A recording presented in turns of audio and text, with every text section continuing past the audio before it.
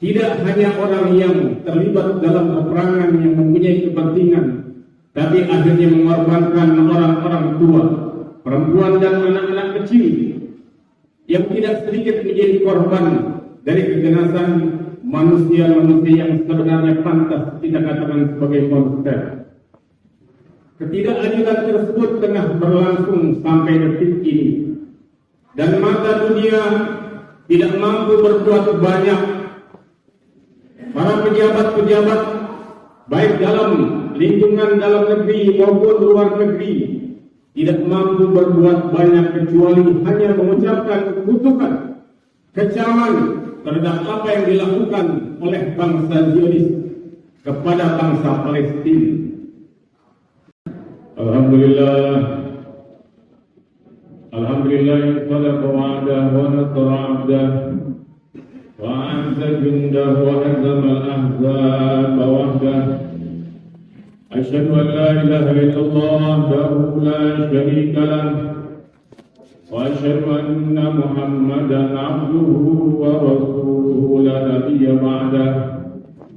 Allahumma salli wa sallim ala sayyidina Muhammadin wa ala alihi wa sahbihi wa man nasarahu wa wala, amma ba'd. Fa ya ibadallah, usini wa iyyakum bi taqwallahi wa ta'atihi la'allakum tuflihun. A'udzu billahi minasy syaithanir rajim. Bismillahirrahmanirrahim. Inna Allaha ya'muru bil adli wal ihsan wa ita'i dzil qurba wa yanha 'anil fahsya'i wal munkari wal baghi la'allakum tadhakkarun. Qala Rasulullah sallallahu alaihi wasallam, la yu'minu ahadukum hatta yuhibba li akhihi ma yuhibbu li nafsihi. Sadaqallah wa sadaqa rasulun nabiyul habibul karim wa nahnu ala dhalika minasy syahidin wa syakirin walhamdulillahi rabbil alamin. Alhamdulillah, puji syukur kepada Allah Subhanahu wa taala di siang hari ini kembali kita bisa hadir memenuhi undangan Allah Subhanahu wa taala dalam rangka mengharapkan rahmat, maghfirah dan berkahnya di tempat yang penuh berkah ini. Mudah-mudahan segala nikmat yang tercurah kepada kita cukup kiranya menjadikan kita senantiasa hamba-hamba yang bersyukur kepada Allah Subhanahu wa taala. Salawat teriring salam kita haturkan pada junjungan kita Nabi Muhammad sallallahu alaihi wasallam beserta keluarga yang disucikan, beserta para sahabat teladan sampai hari kiamat. Mudah-mudahan kita termasuk dari umat Nabi Muhammad yang terus berupaya menegakkan ajaran-ajaran beliau sehingga kita diakui oleh beliau menjadi umat Nabi Muhammad SAW yang nanti di akhirat mendapatkan syafaat ulama. Masyaallah muslimin rahimakumullah, hati berwasiat kepada diri sendiri dan jamaah sekalian, mari tingkatkan ketakwaan kita kepada Allah Subhanahu wa taala. Takwa adalah hal yang berharga yang terus harus kita upayakan untuk menjadi bagian dari kehidupan kita sampai kematian menjemput kita. Masyaallah muslimin rahimakumullah, surah An-Nahl ayat 90 yang tadi saya bacakan adalah ayat yang sering kali kita dengar, khususnya ketika kita melakukan sholat Jumat. Hampir seluruh khatib berwasiat sebelum menutup khutbahnya dengan ayat di surah An-Nahl 90. Inna Allah ya'muru bil adli wal ihsan wa ita'i dzil qurba wa yanha 'anil fahsya'i wal munkari wal baghi ya'idukum la'allakum tadhakkarun. Ayat tersebut mempunyai pesan yang luar biasa. Sesungguhnya Allah memerintahkan untuk berbuat adil dan kebajikan dan memberikan bantuan bagi mereka yang membutuhkan dari kerabat-kerabat terdekat kita, dan melarang kita untuk melakukan kemungkaran, kefasikan dan permusuhan. Ayat ini jujur saja bagi kita baru merupakan sebuah pesan yang pada hakikatnya belum terimplementasi dengan baik pada kehidupan kita. hari-hari belakangan kita dipersaksikan dalam pentas dunia sebuah tindak ketidakadilan yang tengah dipertontonkan secara kasat mata di panggung sejarah dunia oleh bangsa Zionis. Ketidakadilan yang merasuki semua elemen masyarakat, tidak hanya orang yang terlibat dalam peperangan yang mempunyai kepentingan, tapi akhirnya mengorbankan orang-orang tua, perempuan dan anak-anak kecil yang tidak sedikit menjadi korban dari keganasan manusia-manusia yang sebenarnya pantas kita katakan sebagai monster. Ketidakadilan tersebut tengah berlangsung sampai detik ini, dan mata dunia tidak mampu berbuat banyak.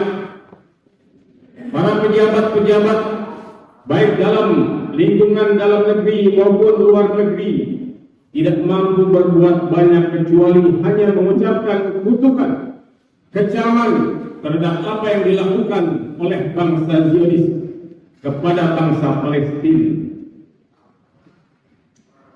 Kita sebagai rakyat jelata pun tidak punya kemampuan yang signifikan untuk bisa menghentikan apa yang tengah terjadi pada saat ini. Karena pada hakikatnya kita pun punya kepentingan yang sama dengan kepentingan mereka. Mereka telah merancang bangun agar kekuasaan dan kekuatan mereka terus langgeng di atas muka bumi ini di tengah-tengah umat Islam yang masih terlalu sibuk dengan urusan-urusan yang sebenarnya harus sudah ditinggalkan. Kenapa mereka dari dulu sampai hari ini masih terus berkuasa, mengatur pola dunia ini semau hatinya? Karena mereka tahu umat Islam tengah sibuk dengan urusan masing-masing, tengah sibuk dengan perpecahan yang tidak pernah selesai. Kita gampang diprovokasi untuk memecah belah, untuk terpecah belah antara kita, sehingga benar apa yang disabdakan Nabi bahwa nanti suatu zaman umatku sangat banyak, namun mereka bagaikan buih di lautan yang tidak mempunyai kekuatan sama sekali menghadapi gelombang yang ada di lautan. Ma'asyiral muslimin rahimakumullah, kita seakan-akan terkurung pada penjara yang kita tidak tahu bagaimana cara mengatasi persoalan yang terjadi pada saat ini. Meskipun memang semua sudah terjadi dan masih terus berlangsung, kita sebagai umat Nabi Muhammad, sebagai hamba Allah yang diajarkan untuk senantiasa optimis, untuk senantiasa punya harapan, membangun serpihan-serpihan kehancuran yang ada pada diri kita, kita tetap harus mengatur strategi. Kita harus menjadi sebuah kekuatan yang signifikan untuk menandingi kekuatan adidaya di atas muka bumi ini. Peristiwa ini sangat menyayat hati, menggerus air mata kita. Bagaimana seorang anak kecil, begitu banyak anak kecil yang mati, yang kehilangan tempat bermainnya, kehilangan masa depannya, hanya karena kebodohan kita juga termasuk di dalamnya.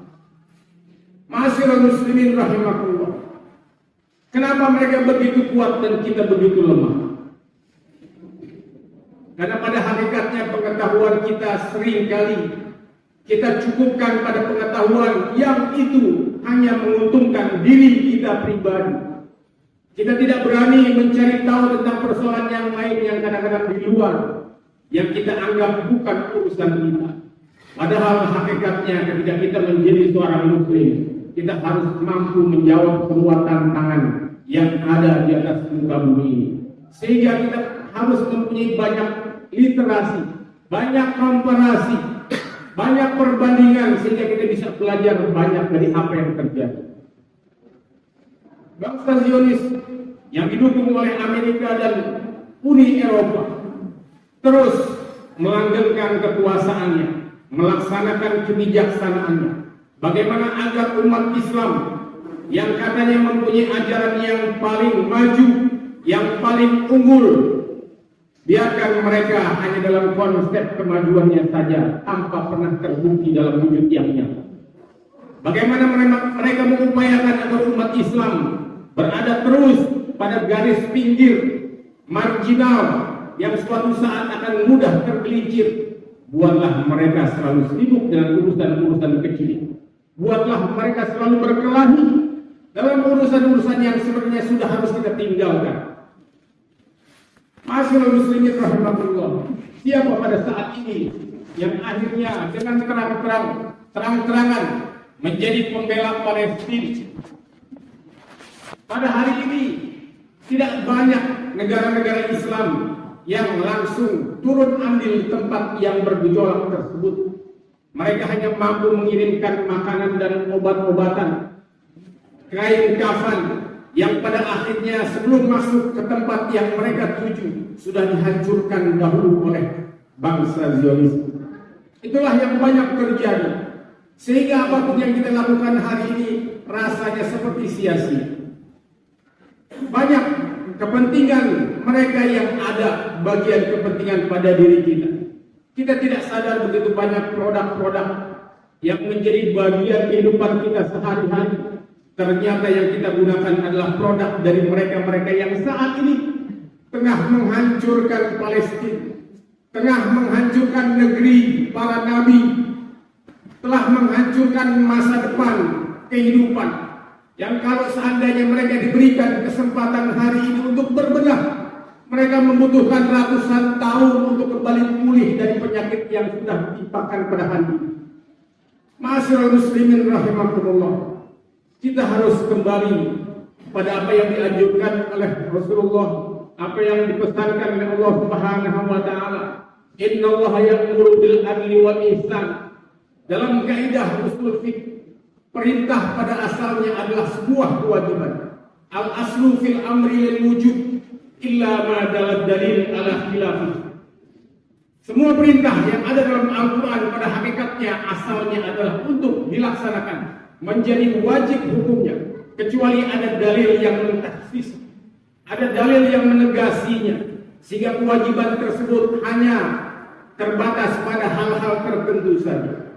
Namun keadilan adalah sebuah kewajiban yang harus kita tegakkan. Bagaimana menegakkan keadilan di saat-saat kita sudah terpuruk sebegitu dalam, terpecah belah, kita tidak pernah besar. Karena ketika kita mulai besar sedikit, ada pihak-pihak asing yang mencoba menghancurkan kebesaran tersebut, sehingga kembali kita bagikan buih di lautan yang terpecah belah. Banyak memang, namun tidak ada artinya. Ma'asyiral muslimin rahimahullah. Sebagai umat Islam, sebagai umat yang beriman dan yakin atas janji Allah Subhanahu wa taala, mari kita mulai berbenah diri, menghilangkan segala perbedaan-perbedaan yang akhirnya membuat kita terpecah belah. Kita pun punya persoalan yang beberapa bulan belakang ke depan kita akan dibenturkan lagi dengan kepentingan-kepentingan yang kadang-kadang kita tidak mengerti sebenarnya kita sedang membela siapa dan sedang membantu siapa. Beberapa pemilu yang pernah kita alami cukup menjadi pelajaran bagi kita, bahwa sungguhnya siapapun yang kita bela, siapapun yang kita musuhi, pada akhirnya mereka pun bertemu pada sebuah singgasana yang sama. Kita masih saja bermusuhan karena kita mempunyai pilihan yang berbeda. Mereka sudah berangkulan, tetap yang kaya raya adalah mereka. Kita tetap harus menunaikan kewajiban dan tugas-tugas kita secara pribadi. Maka jangan sampai pemilu yang akan datang menjadi ajang perpecahan kembali, karena kita harusnya sudah mengambil pelajaran dari apa-apa yang terjadi, bahwa siapapun yang akan kita pilih tidak akan sepenuhnya memenuhi apa yang menjadi harapan semua orang. Kita harus berbenah secara maraton dalam progres yang panjang. Kita tidak mungkin merubah bangsa ini 1-2 hari, setahun 2 tahun. Kita harus mempunyai kesabaran, mempunyai kekuatan, mempunyai penerimaan yang luas, yang lebar kepada orang-orang lain. Jangan jadikan tempat-tempat ibadah sebagai ajang kampanye untuk memenangkan satu orang pilihan. Karena pada hakikatnya setiap masjid, setiap tempat ibadah di sana ada orang-orang yang berbeda pilihannya. Dalam rangka menghargai perbedaan tersebut, jangan sampai tempat-tempat ibadah dijadikan ajang kampanye untuk orang-orang tertentu. Jadikan tempat-tempat ibadah sebagai tempat pemersatu semua kelompok. Jadikan masjid sebagai tempat yang sejuk, yang adem bagi semua pihak. Jangan jadikan tempat-tempat ibadah sebagai sarana adu argumen yang tidak pantas. Karena pada hakikatnya yang kita bela dan yang kita musuhi, pada akhirnya mereka akan bersatu pada sebuah kepentingan yang sama. Ma'asyiral muslimin rahimakumullah. Mari kita lebih banyak lagi membaca, lebih banyak lagi mengamati, lebih mudah lagi menyatukan visi dan misi kita kepada sesama anak bangsa ini. Ini masalah bukan hanya persoalan agama, ini masalah kemanusiaan yang tengah dipertontonkan kepada kita. Bagaimana di zaman yang modern seperti ini ada genocide, ada penghancuran sebuah bangsa yang mana hanya dilakukan oleh satu buah negara, sementara negara-negara yang lain berdiam diri, tidak punya kepentingan, tidak punya kekuatan untuk bisa menghentikan hal tersebut. Ini harus dihentikan dengan segala apapun yang kita bisa lakukan. Mungkin kalau misalnya kita mengadakan aksi boykot untuk produk-produk yang menguntungkan Zionis, kalau hanya dilakukan oleh satu dua masjid, mungkin itu tidak akan signifikan. Tapi bayangkan kalau kita terkoneksi dengan baik dengan saudara-saudara kita yang lain di masjid manapun, di negara manapun, dengan satu komando kita memboikot mereka, maka itu akan menghasilkan hasil yang signifikan. Ma'asyiral muslimin rahimakumullah. Meskipun kesadaran kita bisa saja terlambat hari ini, namun jangan sampai kita berputus asa. Kita tetap harus melangkah dengan pasti, dengan cara-cara yang terprogres, yang terukur. Kita kenali lagi mana produk-produk yang menguntungkan musuh-musuh kita, mana yang melemahkan musuh-musuh kita, sehingga kita bisa mengambil langkah yang konkret secara perlahan namun pasti, sehingga tujuan kita dan pesan Allah dalam Al-Quran untuk kita menegakkan keadilan pada saatnya nanti kita bisa menegakkan keadilan di atas muka bumi ini. Aku qouli hadza fastaghfirullah li wa lakum wa lisa'iril muslimin wal muslimat min kulli dhanb. Astaghfiru innahu huwal ghafurur rahim.